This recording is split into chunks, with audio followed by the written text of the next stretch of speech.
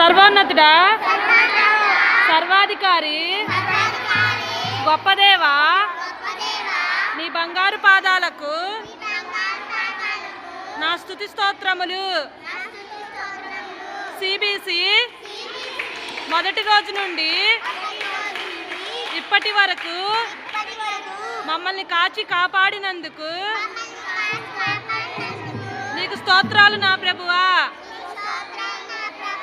మేము నిన్ను స్తుతించి కనపరిచెదము.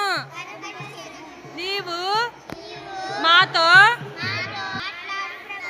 పరలోకమందున్న మా తండ్రి,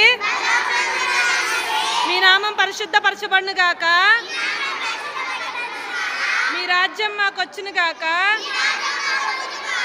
మీ చిత్తము పరలోకమందు నెరవేరినట్లు భూమి యందును నెరవేరును గాక. మా అనుదిన ఆహారము మాకు దయచేయుము.